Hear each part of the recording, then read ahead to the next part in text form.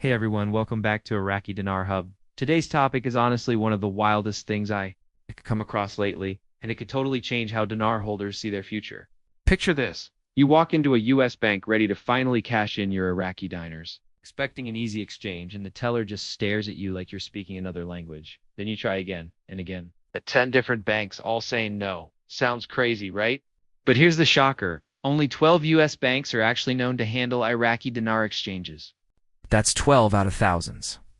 So today, we're diving into which banks these are, why so few are willing to touch the dinar, and what that means for anyone holding or planning to buy IQD. Stick with me, as this could mean the difference between being ready or being stuck holding notes no one wants. Let's start with one of the biggest misunderstandings out there: redenomination. You've probably heard that word tossed around in videos or forums, and it always sounds exciting, like your money's about to multiply overnight. But redenomination doesn't always mean that. It's basically when a government changes the structure or design of its currency, maybe by removing zeros, changing note sizes, or revaluing the exchange rate. There are two ways this can play out. One is like getting a new car with the same engine. Your dinar looks new, but it's still worth the same. The other is more extreme. They cut zeros, turning a 25,000 note into a 25 note. Same buying power, but smaller numbers. Path Iraq picks will completely change what dinar holders gain or lose. So when we talk about those 12 US banks, it's not just about who exchanges dinar, it's about who's ready for either redenomination path.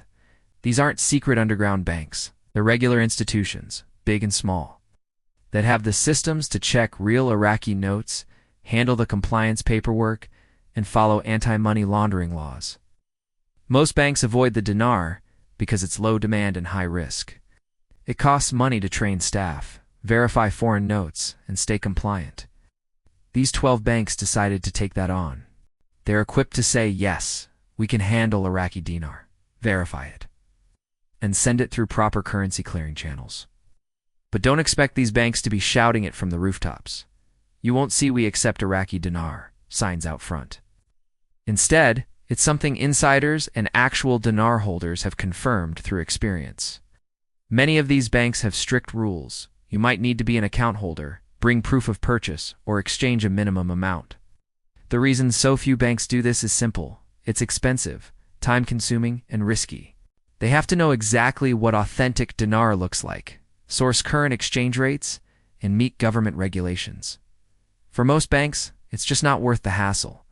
But the 12 that do, they've decided it's worth being ready just in case. Now let's get practical. If you're holding dinar, your main question is, will your bank even accept it?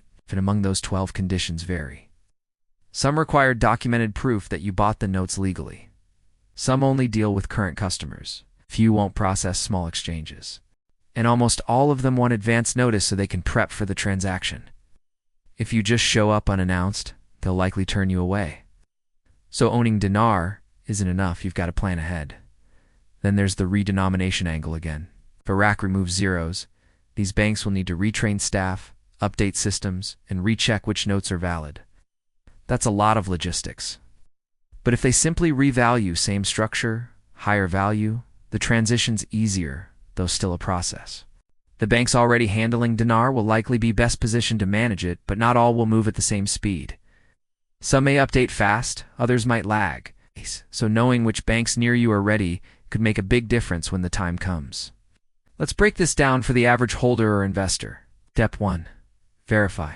Find out if any bank in your area accepts dinar. Call them directly, don't rely on online chatter. Ask what their rules are. Do they have a minimum? Do they verify notes on site? Or send them out? Step 2. Reach out early. Contact the bank's foreign currency or international exchange department and get answers in writing if possible. Step 3. Keep your notes clean and safe. Torn or dirty notes are often rejected. Some people compare holding dinar to holding a lottery ticket, and honestly, that's not far off. There's potential, sure, but it's all built on a big if. If Iraq revalues, if banks cooperate, if the process goes smoothly, you could see huge returns, or you could end up with paper no one wants. Even if revaluation happens, you might lose money in fees or shipping. So yes, there's upside, but there's real cost too. Politics also play a massive role here. Iraq's redenomination decision won't happen in isolation. It depends on stable leadership, central bank readiness, printing logistics, and cooperation with foreign partners. Add in things like inflation, oil prices, and investor confidence, and suddenly, you see how many moving parts there are. The Iraqi government's public statements have been mixed, sometimes hinting at simplification, sometimes at value protection. So, there's no definite timeline yet, but watching those official updates is key for clues. If redenomination were to actually happen, don't expect it overnight.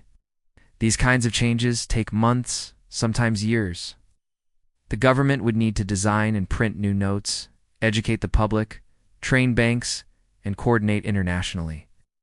Many countries that removed zeros had a transition period of up to 2 years, where old and new notes circulated together. That means if Iraq does move forward, dinar holders will have time to prepare, but only if they act smart and early. Now, about those 12 banks. I'm not here to throw out random names because public confirmations are rare. But most are known to be large or regional banks with international operations or communities that have higher Middle Eastern populations. Some have been identified through verified exchanges shared by dinar holders online. What matters more than the names, though, is their capability. These are banks that already understand Iraq's financial system, have currency clearance setups, and comply with U.S. laws. And it's not all success stories. There are plenty of failed attempts, too. One guy brought his dinar to a local branch and got turned away because they couldn't verify authenticity. Another found a bank that said yes, but later refused his specific notes because they were an older print. These stories show how critical it is to confirm the exact notes and conditions a bank accepts before you walk in. Even when a bank says they accept Iraqi currency, that doesn't mean every version or year. Fees are another piece people overlook. Even when a bank accepts your dinar, exchanging it isn't free. You'll likely pay commissions, verification charges, or shipping fees. If redenomination happens, there might even be costs to verify old notes or replace them. So always ask for the net amount you'd receive after all fees, because sometimes the cost can eat up most of your profit. That's why people who treat the dinar like a get-rich-quick plan often end up disappointed. It's not magic money. It's a high-risk, high-research investment. You need to expect costs, plan ahead, and stay grounded. The flip side, though, is that if Iraq revalues favorably and those banks are ready, there could be serious upside. Holders who are organized, who know where to go and what to bring, will be in a much better spot than those who just hope. Still, skepticism is healthy. A lot can go wrong. Delays, unfavorable terms, rejected notes, or even complete policy reversals. Even if you find a willing bank, they might limit exchanges, require certification, or only accept certain conditions. So don't build your entire plan on one assumption.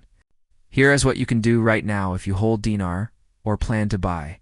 Research your local banks, confirm their dinar policy. Store your notes safely, keep receipts, and monitor official Iraqi announcements closely. Plan for both scenarios, a redenomination that cuts zeros and a revaluation that increases value. Both are possible, and both play out very differently. To make it simple, imagine this. You've got 10 million dinar. If Iraq removes 3 zeros, that could become 10,000 dinar, with roughly the same buying power. But if they revalue without removing zeros, that same 10 million could be worth way more in USD terms. The difference is massive, but it all depends on how prepared you are and whether your bank is ready when the time comes. So bottom line, as of now, only a small number of US banks, around a dozen, are equipped to handle Iraqi dinar exchanges. These are the gatekeepers. Your goal as a dinar holder is to find out which ones they are, what they need, and what it'll cost you. Understand the risks, the process, and the timeline. Don't rely on hype, rely on preparation. Because if change really does come, it's the people who are ready, organized, and informed who will walk away smiling. Thanks for watching Iraqi Dinar Hub. If this helped, hit like, subscribe, and tap that bell so you don't miss what's coming next. Stay smart, stay grounded, and stay hopeful.